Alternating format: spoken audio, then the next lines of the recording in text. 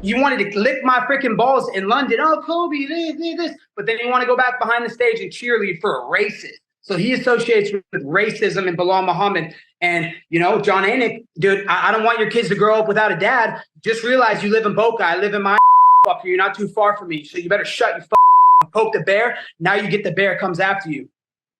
The second-ranked welterweight contender has been granted a title shot at the 170-pound division without any additional competition, courtesy of the UFC's president Dana White. The fighter is determined to secure the division crown on his third attempt and wants no distractions along the way. This even includes John Anik, who recently took to Twitter to express his support for Belal Muhammad, who was overlooked by the organization in favor of the chosen contender, despite Muhammad's impressive performance in the 170-pound division. Colby Covington warns Leon Edwards, "You don't cross your boss." Many people have criticized Dana White's decision to grant Colby Covington a title shot, despite not having competed since his victory over Jorge Masvidal in the main event of UFC 272 over a year ago. Good, because he gave up the mount. Correct. That was the only way to alleviate the pressure. Full mount. Masvidal exuding toughness late, but all Covington in a dominating round 5. This hiatus was due to an alleged attack outside the octagon in Miami Beach, which has led to a case scheduled to go to trial in May. Your fucking mind. I hope you out your mind. You know who that fucking. How would you know I'm here? How would you know? I don't know. You're all over the internet. I'm over here. Yeah, well, you're good with me, bro. Stop. That's just an unfucking out of blue. Hey, they say you knew the guy. Leon "Rocky" Edwards believes that Covington should not be considered for a title shot until he takes on another contender in a fight. The champ suggests that Covington's lack of activity and fighting against other top contenders should disqualify him from the running. And this is what Covington had to say about it. First off, to Leon, let me take off these glasses for this. Leon, this is the only piece of advice that I'm ever going to give you. Only, because next you're going to get your ass whooped. There's a saying that goes on, Leon, and shut your fumbling mouth, open your freaking stupid ears, and listen to the advice I give, because it's the only advice I'm going to give to you, Leon. You don't cross your boss, and you will learn the hard way. Remember that, Leon. That's the only advice I'm giving you. You don't cross your boss. Francis Ngannou explains why Kamaru Usman didn't train for his fight with Leon Edwards. It is well known that the former UFC heavyweight champion, Francis Ngannou, and the former welterweight champion, Kamaru Usman, have shared a great friendship for a long time. Nice, I got them breaking my back to make it out, got me feeling like rain. I ain't never need your help, I know you wishing me well, a penny for your touch, but Well, Usman. Despite his impressive record of dominance in the UFC, Kamaru Usman has been struggling with severe knee problems for a number of years.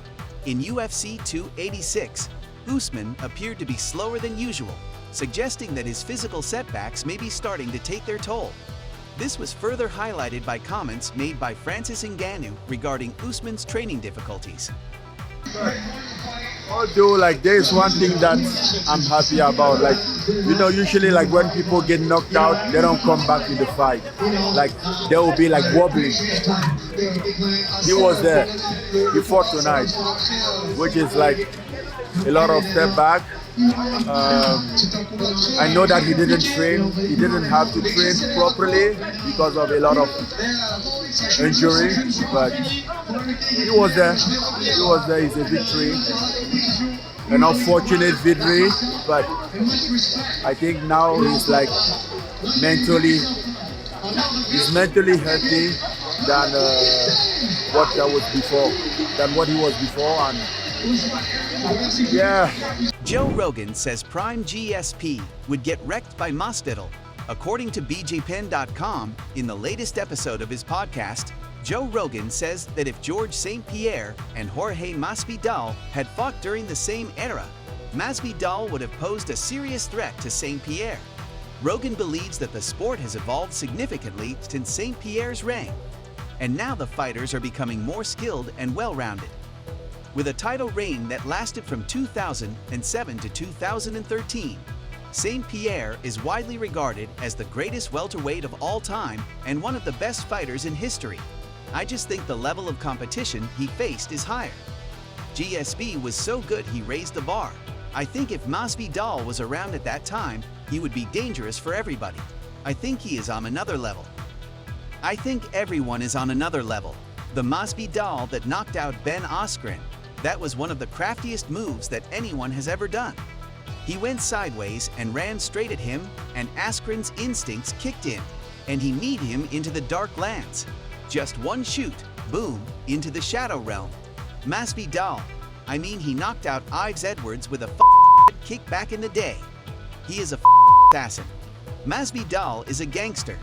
Even Luke Combs, the country singer who appeared as a guest, doubted the validity of this claim. Do you guys think Masvidal is better than Prime GSP? Let us know in the comments. Conor McGregor sends fire to every mixed martial arts coach. Conor McGregor, who recently finished filming season 31 of The Ultimate Fighter, where he coached against fellow former MMA champion Michael Chandler, has developed strong opinions on coaching despite not having competed since July 2021.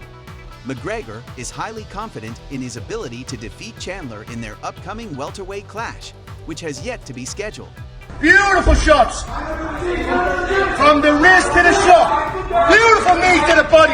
Fishing in all of these positions. Near side underhook and get rid of that. Back up again, back up. Back up, face the fence. Get into a pad of the fence. Get into a pad of the fence. Let me see another elbow. Another elbow in the mush. That's what it's about. Put leather on him. Keep putting that leather on him.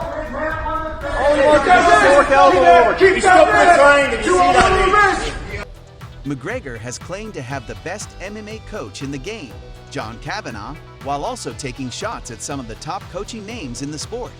In this series of deleted tweets, we can see controversial statements made by the former champion, as well as his argument with Ali Abdelaziz, a manager who has worked with Khabib Nurmagomedov, Kamaru Usman, Justin Gaethje, and Henry Cejudo. Alex Pereira is training hard to destroy Israel Adesanya.